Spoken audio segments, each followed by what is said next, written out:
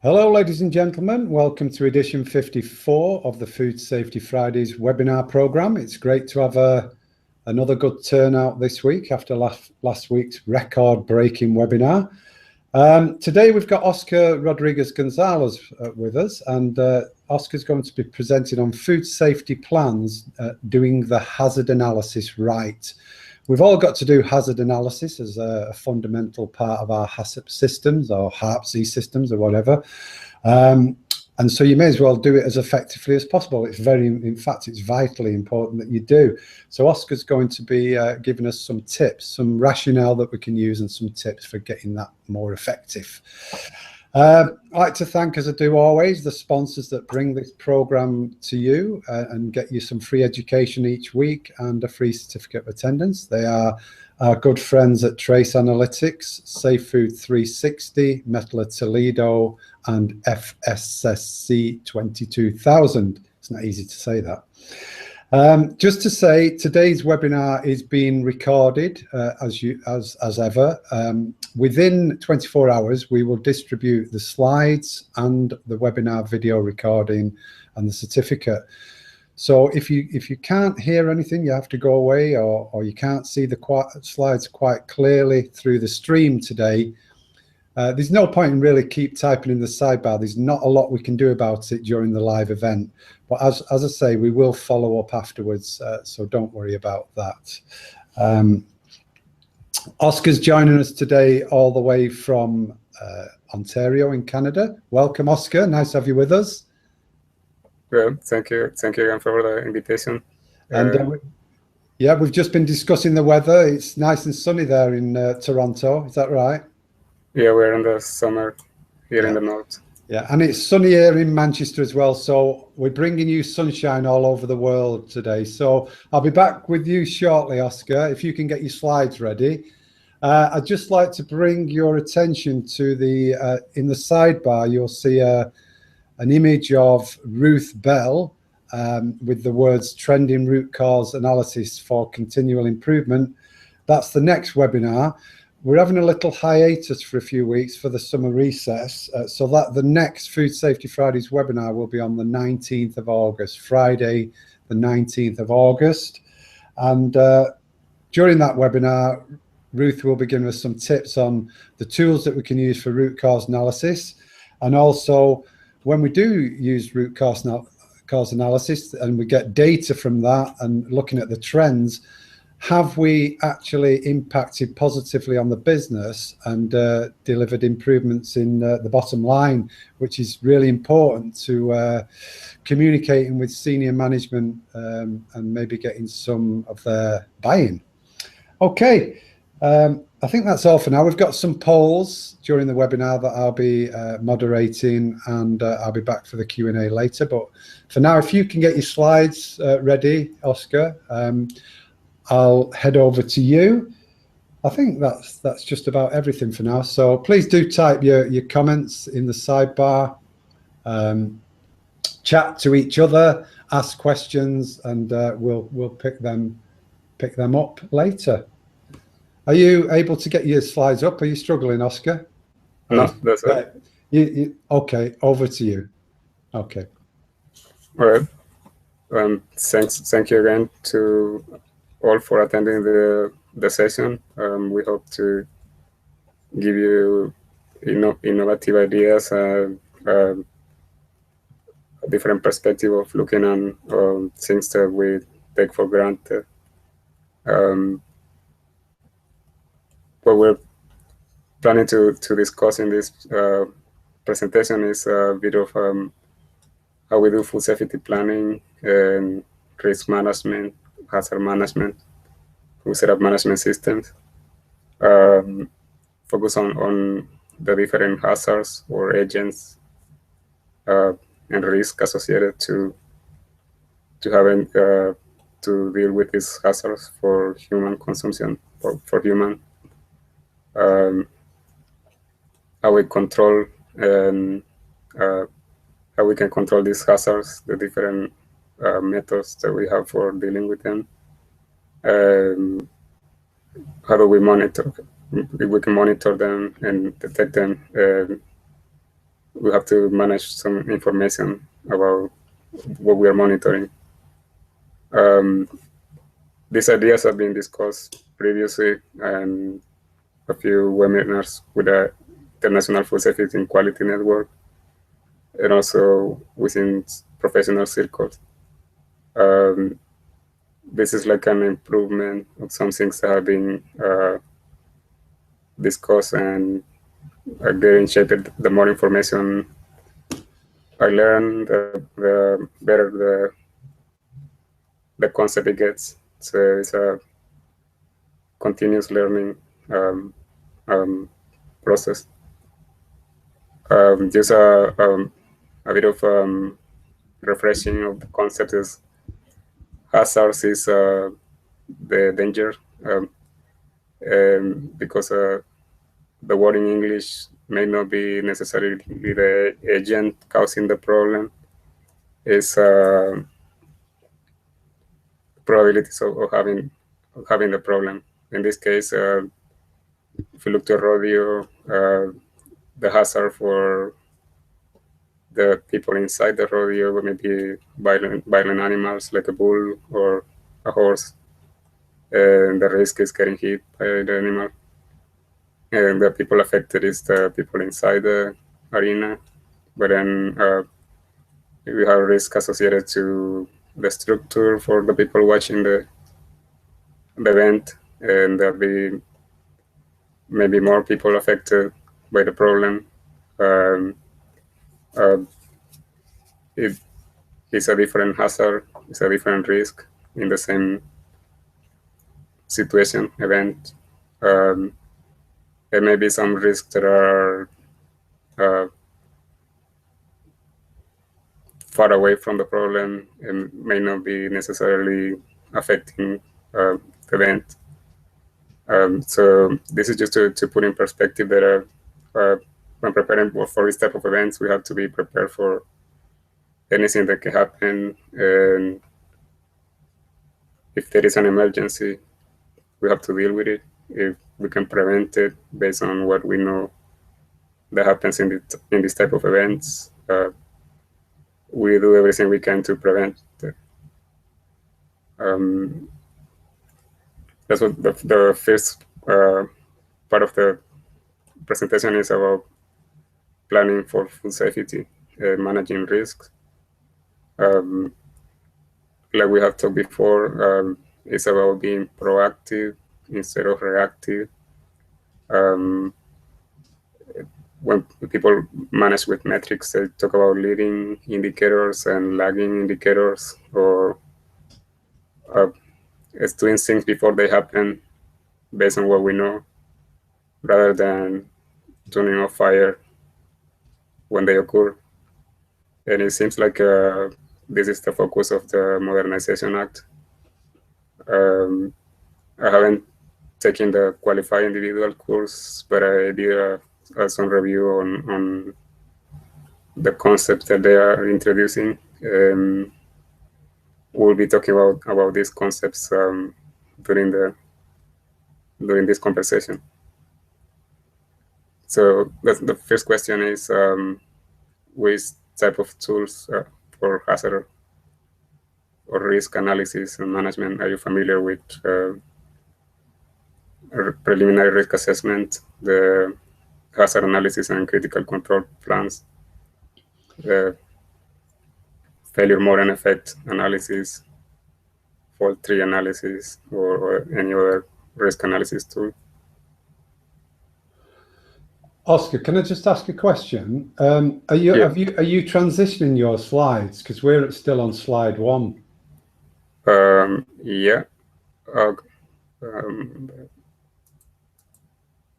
Okay. So then, yeah, it was because the full screen. Right. Okay. Yeah. Okay. So we're on the poll. Okay, I'll start the poll. Okay. Okay. So as Oscar was saying, we're all familiar with different types of risk analysis, hazard analysis tools. Can you mark on the poll which one are you most familiar with? And as we can see, as you would expect, food safety practitioners, 90% are familiar with HACCP. Unfortunately, it's not multiple choice because some people might be familiar with more or all of them, but the vast majority connect mostly and are familiar with HACCP. Okay. Okay. Yeah. Like the food industry, hazard analysis and critical control point plans has been promoted by the food industry. The logic is similar to what other industries may be doing. Some of the adjustments to the HACCP are related to the other tools. We have to remember that it depends on what we're using them for. And that's the point of the presentation, that the hazards are going to be the same. The control methods are going to be the same. We just have to present them different depending on the situation. And that's why the function or what each tool is useful for will vary. A preliminary risk assessment is like a narrative of the risk, and whether the risk can happen, and what's the hazard that may occur, and what can we do to deal with it. Probably the most similar tool that we use is the good manufacturing practices or good agricultural practices, where we get the list of things that we have to do to deal with the hazards. And good manufacturing practices or good agricultural practices, we don't necessarily see the hazard described there, but we get things like you have to have hand washing stations. The GMP would not say you have to wash your hands because microbial contamination to the food, but we are indirectly dealing with a biological hazard introduced by humans working with food. And most of the good manufacturing practices or good agricultural practices are based on a hazard analysis. So a team of experts have done a hazard for seafood, a hazard for milk, a hazard for juices. They determine that juice has to be pasteurized, or seafood has to be treated this or in this way because of this is what happens more common in the sector. And that was based on a hazard analysis that was hazard-based analysis that was translated to good manufacturing practices or good agricultural practices. So we're having monitoring systems and elements to deal with the problem. It's just presented in a different manner. I guess the question most common for companies dealing with good manufacturing practices and hazard analysis, why do we have to do the same? Why do we have to tackle the problem just two times if we have a list of things to do for controlling the hazards? Why do we have to analyze it again? It just identify that for incoming materials, we have to have a supplier program. Either for the processing steps, we have to have a sanitation program, and we have to have a process monitoring controls. But then my suggestion is, well, you may have a different process than what was developed, the standard. So when you do your hazard, even if you are mentioning the same controls that the good manufacturing practice describes, now this is your take on what is more important for your situation. And it is something that you consider that should be added or should be eliminated from the industry standard and where the good manufacturing practices were based. Some good manufacturing practices, we have things like you have to have environmental testing program, and it has to be microbial testing, or you have to have if you do metal detection, you have to monitor your metal detector every hour. It's kind of mandatory. When you do your hazard analysis, you may determine that you don't need a metal detector, but that's where you cannot shape the system based on the hazard that your team considers priority. The failure mode and effects analysis is similar to the hazard analysis, except for instead of the way to select the critical control points or the priorities for controlling is based on risk. Like we will see later, the way to decide for critical control point is to be a bit different than it was based on a decision tree, how to come up with a critical control point. In the failure mode and effects analysis is based on risk. This risk is based on priorities, depending on the severity of the hazard and other factors like occurrence and detectability. There are some other tools like fault tree and others that are like similar to root cause analysis. Root cause analysis is more specific to a given problem, like contamination with listeria or a piece of glass in the product. Then we analyze things like where did it come from? Did it come from a person working with the food? If the person was sick? Did it come from the equipment, that the equipment was not cleaned properly? Did it come from the training of the people that were not using the right chemicals, or the equipment they were using for cleaning was not in good conditions? So we're analyzing an event and all the possible causes. We can add probabilities of things happening. And we can also use this type of tool for a bigger picture, like not meeting safety objectives or shutting down the plant because of food safety issues. So it's just a different way to analyze a problem and different levels. So these tools, what they give us is a framework or like a bucket or a stand to put all the problems and the solutions, and then be ready that when the problem arrives, we have priorities of problems to deal with, and we have solutions pre-planned for the problem. It is like a troubleshooting manual that anytime the situation occurs or the equipment fails, we know we have an idea of where the problem may be coming from. We have an idea of how we can fix it.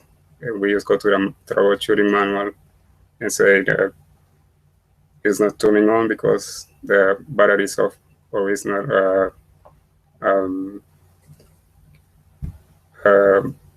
the color is fading because it's low battery. So the same for food safety hazards. We're having contamination with listeria because we have a problem with the sanitizer. Well, or maybe we're not cleaning the drains, or maybe it's a condensation in the cooling system. So we have pre-planned, and when the situation arrives, we have an idea of where to look at and where it may be coming from. So then when we're analyzing for this type of problems, the most wanted or what we are looking for is the hazard or the agent causing the problem. Well, this is, we have to kind of refresh a bit our English language or the language that we're talking, Spanish or French. The hazard and risk may be used interchangeably. And when we talk about hazards, chemical, biological, chemical, and physical, which is like a little bug or a chemical, some people may be using the word hazard for the situation and maybe used interchangeably with risk. That's why one of our projects is to help people working in food safety to understand that the cause of the problem is something that is known. We may not have the science to detect it or deal with it, but it's something that it can be, once it's identified, is we can deal with, like it's similar to when we are sick. The cause of the illness is an agent. We may be dealing with symptoms and trying to treat the symptoms, but we'll have to, at the end, we have to, if we want to get rid of the problem, we have to know the cause of the problem. Not just treating the symptoms for some time. So that's what the next question is. If these 5 items listed in the screen, are they food safety hazards or are not they food or they are not food safety hazards? Okay, yeah, I've loaded that in the sidebar. I can see people are voting already. We've got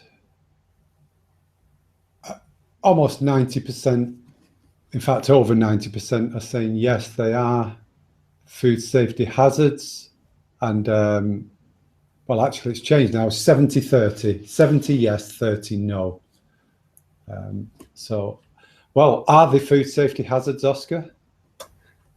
Yeah, I guess it would depend on the perspective. Like usually when we think about food safety, we take a very negative perspective of things, or we think the worst case scenario. Most of this irradiation treatment is used to kill microbes. Dry products, meat products, irradiated to get rid of microbial hazards. So it's good at some point, but then there are some limitations for the amount of irradiation that we can use. We'll talk about later about radioactive hazards. UV light is used for cleaning for microbes too, but too much exposure to UV light in people that they talk about cancer in the food, or we don't know what happened with the food. So excess of UV light may be a problem. We have to prove up to which point we can use UV light. Phages are a virus, but it's a virus that we know that is a good virus, and it's used against a specific bacteria. Like there are some viruses that can kill Listeria, virus that can kill E. coli.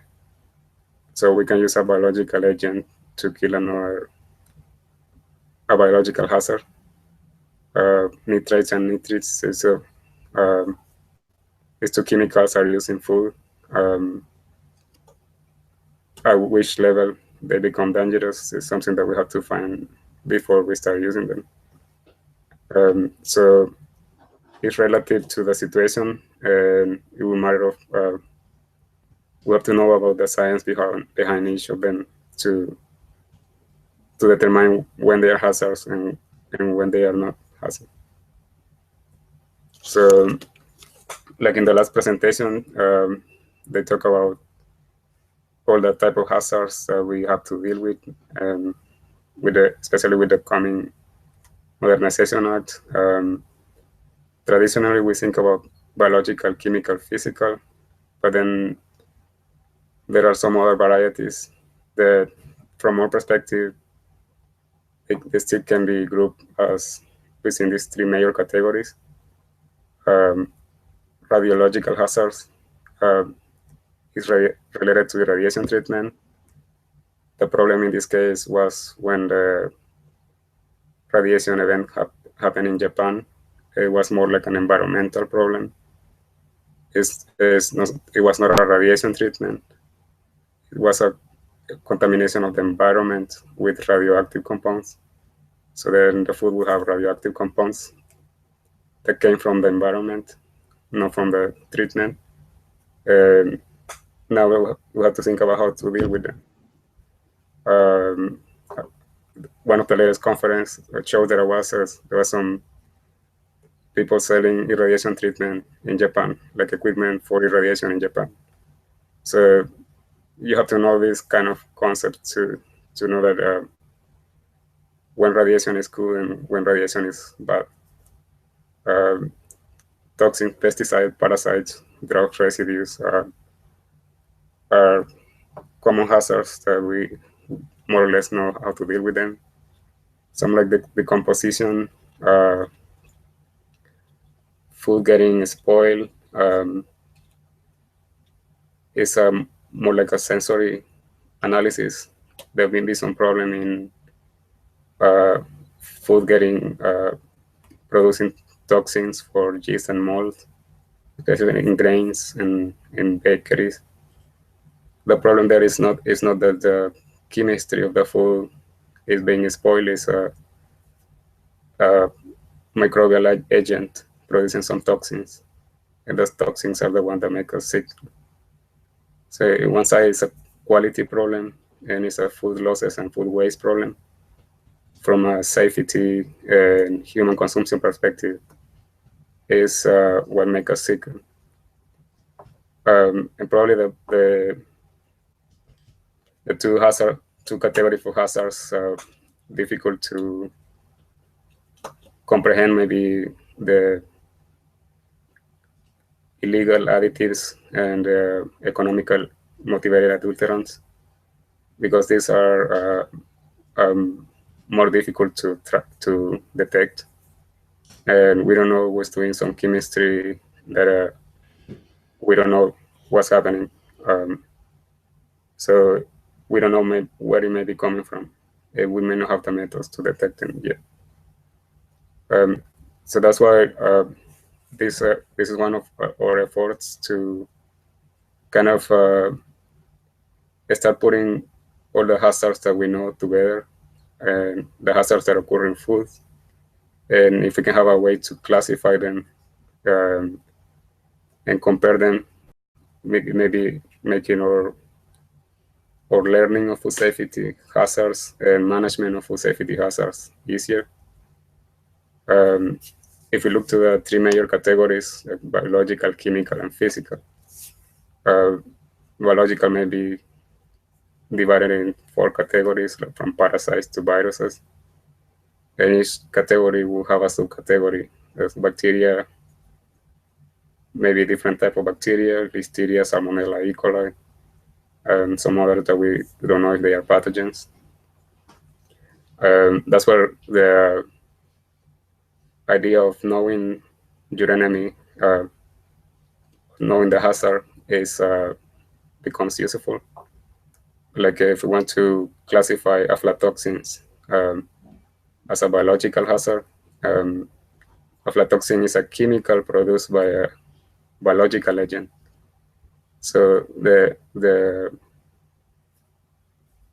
yeast or the mold of the bacteria may not necessarily do the harm. The ones that causes the harm is the chemical. So we may not have the cell or the little animal there, but the chemical that it was produced and it was left in the food, this is the one that's going to cause the problem. So it will be a different way to detect a chemical than detecting a biological agent. Prions is another new hazard. It was detected in cows. I was talking with a colleague about prions. He says it's a protein, like the protein that we consume for health and nutrition, but it's like a bad protein, like a cancer cell. It's a modified protein that causes problems. So there may be some proteins that have a different structure that we may be detecting as protein, but it causes problem. So this is some like new science happening around food safety. New proteins that are being discovered that cause problem in humans, or events like the Ebola problem. Everyone was talking about Ebola, is people getting sick in Africa and all the news about that. But can it happen in food? Do we have to have preventative control for Ebola in a food processing plant? There was not too much talk about that. And then there was a news released by the International Union of Food Science and Technology, and they say that Ebola is not likely to happen in food. So we don't have to worry about getting sick from Ebola in the food system. So these three type of hazards, they are known to cause problems in people, but they may not be necessarily a living thing, and we have to treat them different. So they may not be necessarily biological hazard. In the group of the chemical hazards, I still haven't. We tried to talk with food chemists if there's a method to classify chemicals like we do with bacteria based on their detection method. But there is not like one single method where we can detect all the chemicals that are different from the food chemicals, especially because some of them, like allergens, is the same food material. Is the milk material that causes the problem? Is the fish material or the soy protein? So some of them, when we're detecting them, is the same food. It's just that some people get sick from it. Some others are natural to the food, like toxins in beans or some new plants or new type of animals that we may be consuming that we didn't know that they have a chemical naturally produced from the food, but some people get sick from. It's potatoes. Some varieties of potatoes, they have toxins. So it's just as naturally occurring chemicals in food materials. So when we're dealing with this type of chemical hazards, it's about knowing the food and the people that get sick from. There's some other introduced into the food during the processing or during the handling, like a pesticide, veterinary residues, additives, processing residues, like irradiation residues, heating, or any other type of processing that we do, and it causes a problem. We have to know how to at which point we can process the food, or with which type of materials are we dealing with when we are processing the food, because there may be some packaging that is in contact with the food that introduces the chemical into the food. And it's everything that happens in the environment where the food is produced that it can contaminate the food, like we talk about radiation. Probably the most difficult to track is the chemicals we don't know, maybe being produced to use in the food, and maybe causing people getting sicker. So these are 3 examples on what is a chemical that may we may have problems classifying. Irritants like pepper, hot sauce, onion, garlic. It makes us cry a bit, but it won't kill the person. Is this a food safety hazard? You just get hot from the pepper, but it won't go from there. So we just have to, it may be a health and safety hazard. We can put it as a property of the material that we're dealing with. Radiological compounds, it's about having radioactive materials in the food. Where did it come from? Did it come from processing, or did it come from environmental contamination of the water and the farm? Some others group that's been talk about nutritional hazards, hazard related to the nutritional components of the food. This is kind of if we consume too much sodium or we consume too much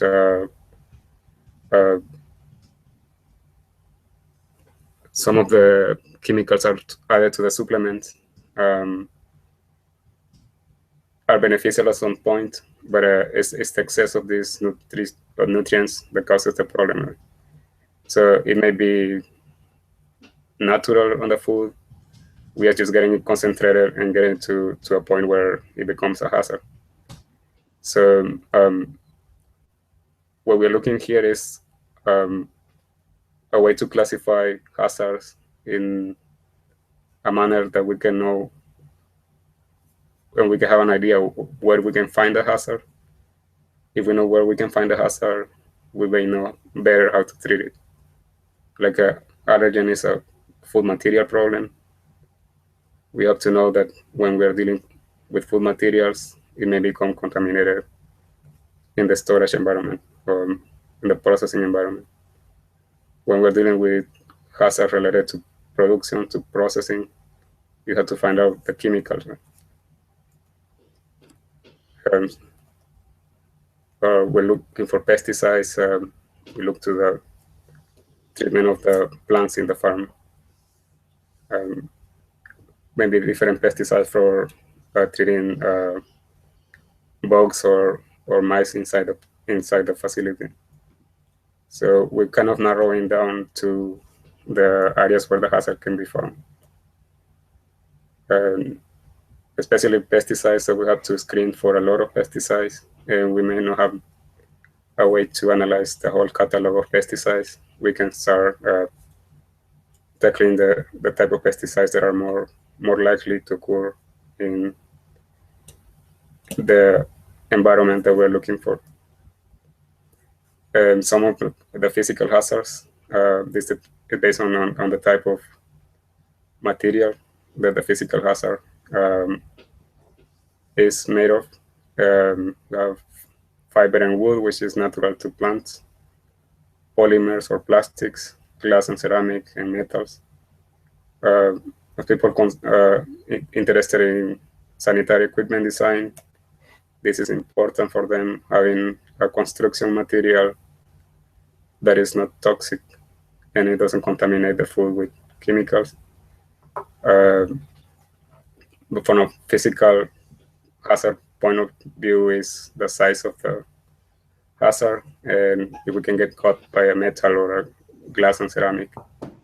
So how to classify some hazard like pineapple thorns, it can cause a problem when we eat them.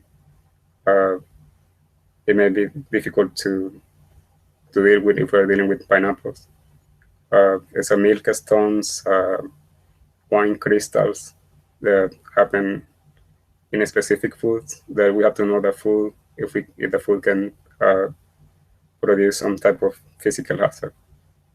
Some others related to packaging, like back tags, a break. We used to be heavy on pen caps and jewelry and small items. Do we have something in the package that can break and can get into the product? Some other that may be confusing, like heavy metals. Heavy metals is more a chemistry problem that happen in beer. It's not necessarily something that is going to cut your throat when you're consuming it. So this may be in a different category. It's a different way to treat the problem.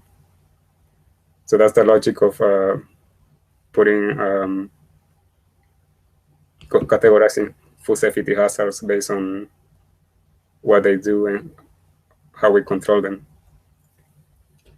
Then another thing that we have to understand when we're dealing with hazards is that the consequence is different.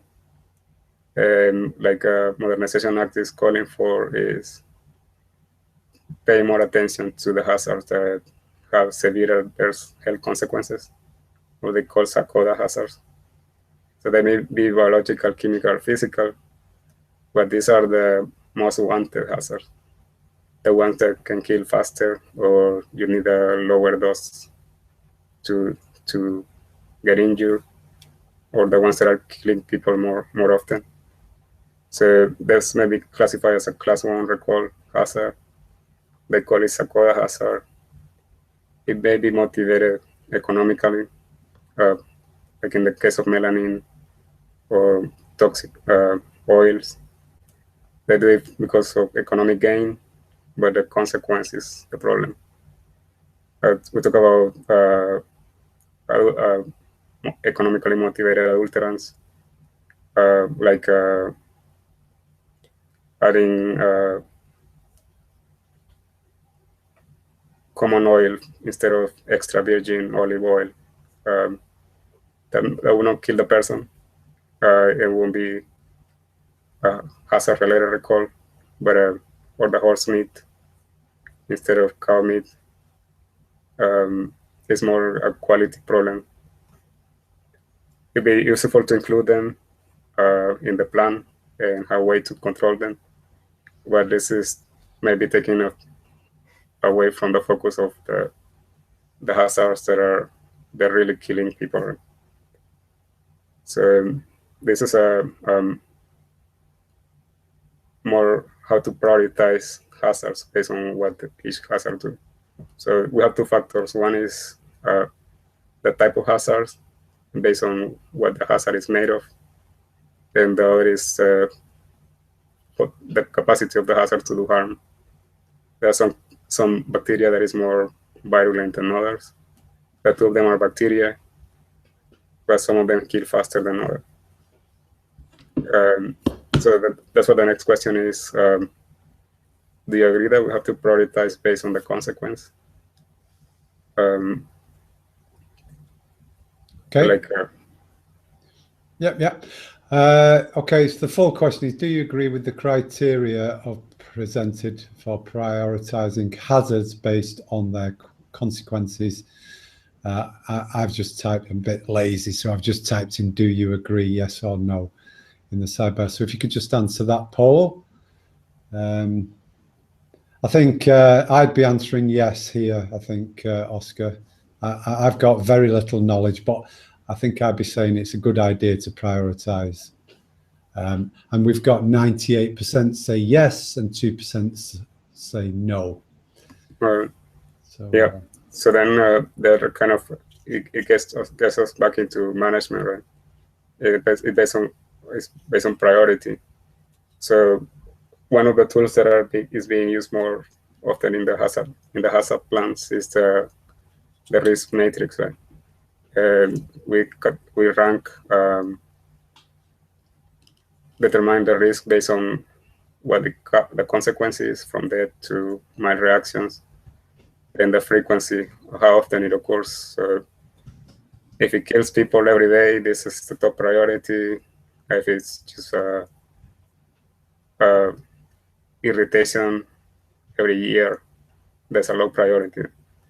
But then if we have to focus more in the hazards that kill people, we can rank them different and give more points for what the hazard do. Even if it happens every year, one death every year is a big problem, right? One death every 100 years or so. So now we're managing risk, and we're managing the hazard based on the risk that they represent, which is based on what they do and how often they happen. And then it comes with controls, and in microbiology, the score hurdles. This is the project that I'm working on. Just going to show a little quick. We're trying to match each hazard with the food where they occur, how to control it, how to monitor it, and at which level we can monitor them. So for me, that when we're talking about control and preventative controls and control measures, we'll have a lot of options. We have to know how to differentiate these options and when to implement the best controls that we can have. For example, if you look into physical hazards, we have magnet filters, we have metal detectors, X-ray detectors. We have to remember that the control is, some controls intention is to remove the hazard. So we may be detecting it, but if we don't take it out of the food, it's just detection, but nothing was done. There was no fixing of the problem. And then there are some control methods that are specific, so some type of material. There's some control methods that are more broad spectrum, where we can detect more hazard. So we can classify control methods based on the type of hazards that they can control. And we can classify controls methods based on the effectiveness of what they do, from prevention to removing the hazards from the food material or from the environment where the food is produced. And this is kind of related to the decision taking that we used to do, what we do with the hazard plan, where for this identified hazard, we have to have the control, right? There is no way to, if we identify a hazard at some point, we have to put a control. Then the questions are, now we have a control, but what are the capabilities of the control? Will it decrease the hazard? Will it increase? Do we have subsequent controls? And then we prioritize from from a point that doesn't have hazards to a point that is controlled to a point that has to be controlled with more emphasis. So the point of having a critical control point was, this is what we have to pay more attention to. Then what the Modernization Act is talking about is, do we have to have control points that are priority? Or do we have to control everything? And there are different types of controls based on what they do. So do we have to prioritize or not? And there's a question for the group. Do you think that a control measure that is designed to reduce a hazard, or a control measure that is designed to eliminate a hazard, should be priority compared to control measures that are designed just to prevent a hazard? Like if we have a metal detector or a pasteurization treatment or sanitation step, should we pay more attention to the cleaning step where the bacteria is killed, or not, compared to all the other control measures? Okay, yeah, I've loaded that in the sidebar again. The full question: do you think that controls designed to reduce or eliminate occurrence of hazards should be prioritized? Yes or no? And again, it's overwhelmingly yes, 98%. Think they should be prioritized. Yeah, and I guess that's what will be coming, and it's, I guess, a matter of assurance. Even if we don't call it critical control point, if for example, the FDA say that Salmonella is very likely to occur in fruit and vegetables, then we have to have something to prevent Salmonella occurring in fruit and vegetable, and we have to prove that we have to prove it two ways. One is it's not going to happen, or if we have a method to kill Salmonella, we have to prove that the control measure kills Salmonella. So we have to get information on if we decide not to wash the product, we may have to prove why not to wash the product when we're being told that the hazard is going to occur. Right? And then if we just say they are saying that we have to control it, is my control measure effective? Do I have they say that I have to control Salmonella. Now the control measure that I have, is it doing its job? Is it effective? So if we want to give the assurance, we have to have a method that is effective. Like if we want to give assurance of product is peanut free, we have to have control methods to control the peanut, and control methods that assure that the product is peanut free. If we want to ensure gluten free, we have to have control measures for gluten not occurring in the food. Examples of control measures or for biologicals, we use a concept of hurdles for biological, chemical, and physical. There are biological hazards from viruses that kill pathogens to competitive flora that don't let the pathogen grow because they consume, they fill the environment. Chemical hazards, chemical controls that are killing the microbe from inside the food, killing the microbe in the environment, or just removing any material where the microbe can grow.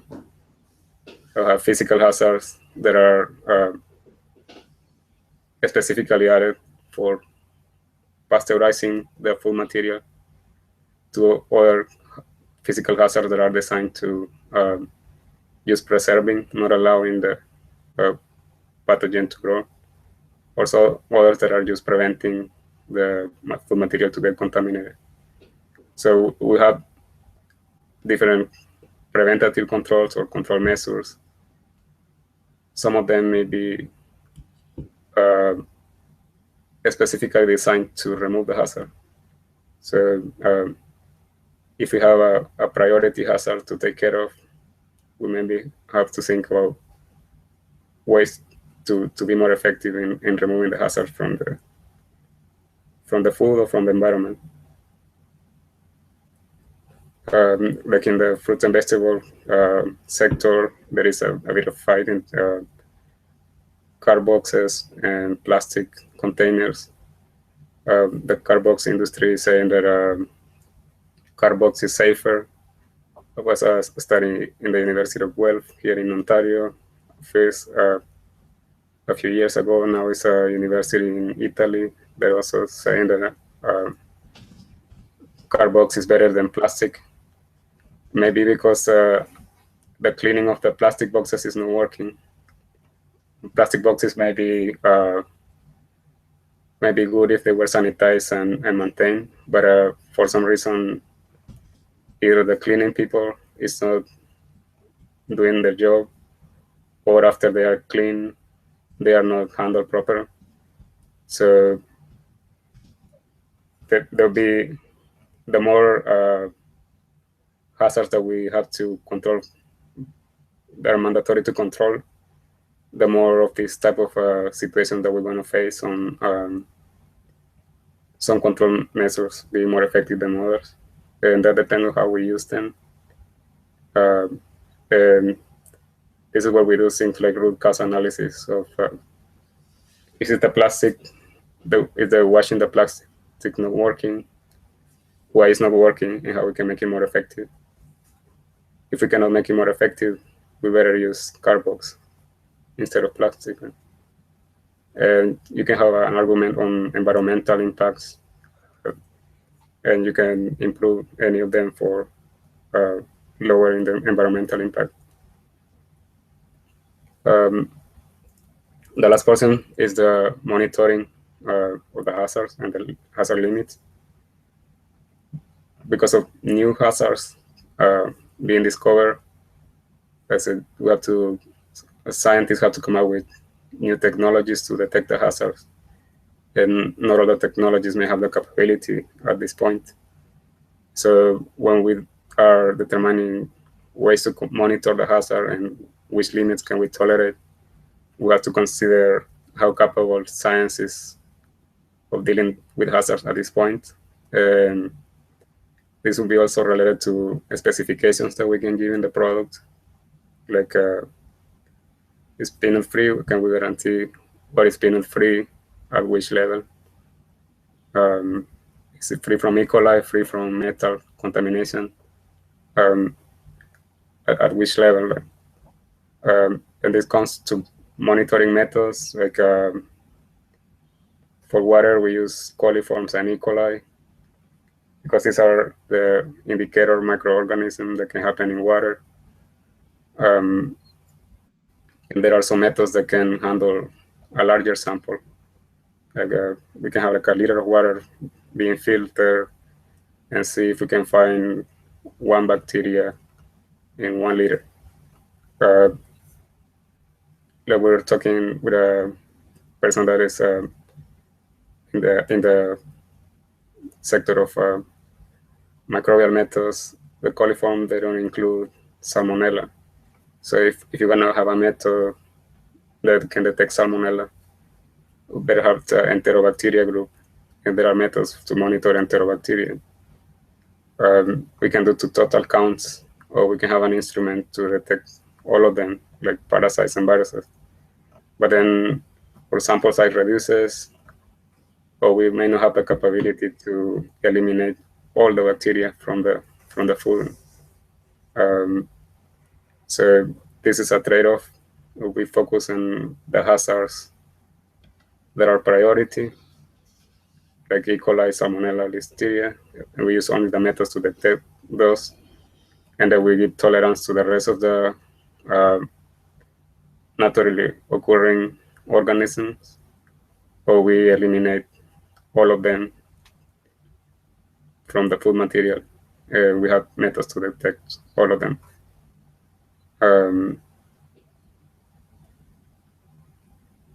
So that's what the next question is. What is preferable, to have a test that can monitor all the hazards in a small sample, or a test that can monitor a specific hazard in a larger sample? Okay. What is preferable? A broad spectrum test in a small sample, that's A, or a limited spectrum test in a large sample, that's B. If you could just cast your vote there. Now this one, it's coming out 60-40 in favor of A. So a broad spectrum test in a small sample. Okay. So what say you, Oscar? Yeah, I guess it will depend on the capacity and also the situation. Like if we have a product that we don't know, this is related to the supplier verification program. Like we don't know how the product was made, especially like adulterants or like economically motivated adulterants or fraudulent chemicals. We don't know which chemical is going to be there, right? So it would be better to have a test that can detect any chemical that is different from the food. It's happened with pesticides. If we don't know what pesticides, or the supplier cannot tell us which pesticide he uses, or we don't trust the information that they provide, we have to test for all the possible pesticides that has been determined that can happen. So we have to have a test that tests 60, 80 pesticides. if we know that we trust the information of the supplier, we only use 5 pesticides. We give the information on this is the pesticide we use, and we use them at the right harvesting period. So by now the pesticide should be degraded. We can have we only have to test for these 5 pesticides, right? So we trust your information. Now we just have to validate from the 5 pesticides that you use, are they still residues or not? And same happened with E. coli. And when we talk about having total counts, do we have to test for all the microbes, or we focus in Salmonella, Listeria, and E. coli? Also, there are new methods being developed, rapid methods, and there are faster to produce results, and we can do some quick swabbing and the same afternoon have the result, and then we can release the product. We may have to deal with a smaller sample, and there are some official methods that take 1 or 2 days to get the results. We can analyze a faster sample. It's easier to see with allergens. Some of the allergens are better known. And now there are methods to detect them in the food, especially in mixed foods, where we may have milk protein with soy protein and almond protein, and how we can detect the milk protein within all these proteins. How we can detect soy protein within this food matrix. So there be some complications, but we have to have a quick result in order to release the product. Or we can have an official method that is proven that can detect the hazard in a mixed sample. But then we have to do some extraction and additional steps to get the result. That happens, we're talking about one of the news that the FDA has been called to attention to improve the recall system. So they have to speed up the recall system. So to speed up the recall system, they have to produce results from the laboratory faster.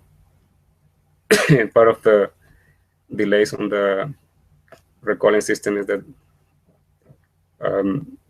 the laboratory analysis. So it's better to use a rapid method that can give a false positive or a false negative, or an official method that can give a better answer.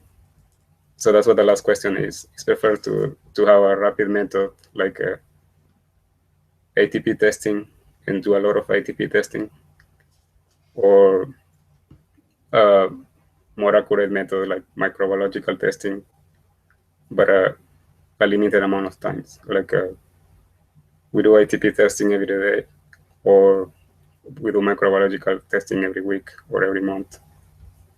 Which would be preferable? Okay, I've set the poll again in the sidebar, the final poll. What is preferable? A, an unlimited amount of environmental ATP testing, or B, a limited amount of environmental microbiological testing?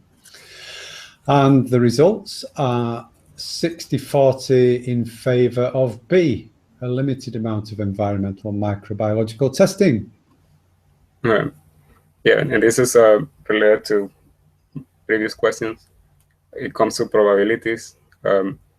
The ATP testing is giving quick, fast results. It may not be that reliable. The other method give more accurate results, but may not. We may be losing, like if we test every month and we detect the problem 1 month after the problem happens, then we lose 1 month of product. So related to management, what we can do is to have both rapid testing every day and validate the rapid testing with an official method. So even if we know that ATP testing does a lot of mistakes, what we're using the microbiological testing is to detect the mistakes of ATP if ATP is proven that it's doing its job, then it's more cost effective to keep doing quick testings more often. Because if we have to recall, we have to recall less product. It's like one of the standards that I work with. It suggests that metal detection should be monitored every hour rather than every 4 hours or once a day. The problem of monitoring once a day is that the whole day will have to be recalled if the problem is detected. If we do a detection every hour, it's just the last hour of product that will be recalled. So in summary, there is a variety of management tools for hazards. We have to use them accordingly. A more logical classification of hazards based on science and where the hazard can be found will have some potential benefits, not only to compare them and to get to know them, but also to manage them and to control them and eliminate them if we can. Then if we're selecting control methods, there'll be some that are more effective. So how we compare them based on their effectiveness. And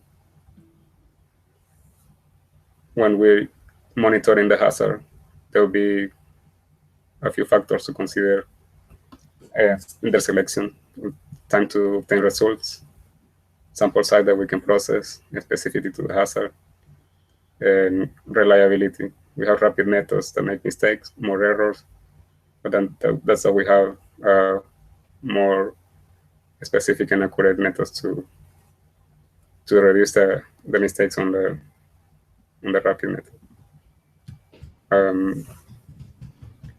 This is one of the projects I'm talking about. If you'd like to learn more or you'd like to contribute to this project, call it the Safe Food Renovator.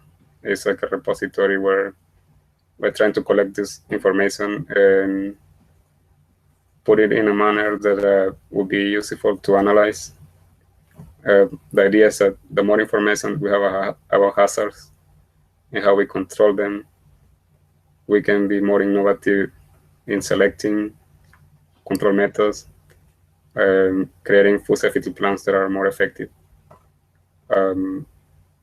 Especially if we have to make decisions based on science, if we have to prove why not control this hazard, if we have to prove why do we have to control this hazard, we have to take a decision based on information that is available. That has to be easier to find. So if you like the idea, just get in touch with us. We'll be happy to collaborate on this project. Okay, great. Thanks very much. So that Safe Food Renovator, is that a website that's up and running at the moment, Oscar? Yeah, this moment is under construction, but there's a website and there are some videos related to. Okay, if you can stop sharing your slides, Oscar. There's a lot of good information there. I've got to say, in the early presentations, some of the slides were not clear. Maybe the streaming was a bit bad, so it was a bit blurry. But as we got into it more, it was a lot of great information presented there. And lots of discussion. It's nice to see the discussion and people asking questions and actually other attendees answering those questions in the sidebar. So thanks very much, Oscar, and thanks for all the attendees for your contributions throughout. If anybody does have a specific question for Oscar related to this content, this presentation, please type it in the sidebar now. If you can stop sharing your slides, Oscar, just click the stop sharing button. We'll just wait for a moment to see if we've got any questions. There was questions, a lot of questions related to mold. Somebody's got a problem with mold in herring product container, and so people were offering advice related to that. Okay, well, if there are no questions, no problem. Once we send the video and the slides over to you, and maybe you might have a question for Oscar, you can go direct to that new website that's listed on the presentation slides. Okay, so Oscar, can you hear me, Oscar? Yeah, I think you're on mute. Yeah. Okay. I'll just say, Oscar, we've gone past the hour. We're 10 past, so we'll leave it at that for today. Thanks very much for your contribution today. Much appreciated. And we'll see you again in the near future. And good luck with the project. Thanks you. Okay. Thanks very much, Oscar. I've loaded in the sidebar your certificate. As mentioned previously, there isn't a Food Safety Fridays webinar next week. We're off for a few weeks. 19th of August, we'll be back with Ruth Bell, and that will be trending root cause analysis for continual improvement. So join us for that. Also, we will be announcing shortly Food Safety Live 2016, our full-day conference that will be a blend of back-to-back webinars and discussion. If you're watching this, I always forget this, if you're watching this in the future, i.e. not live now, either on the IFSQM website or on YouTube, please comment, like, subscribe, share. Please subscribe to our YouTube channel. We're almost at 1,000 subscribers. So put your comments on there. Click like, share, spread the message and spread the word of IFSQN and the Food Safety Fridays team.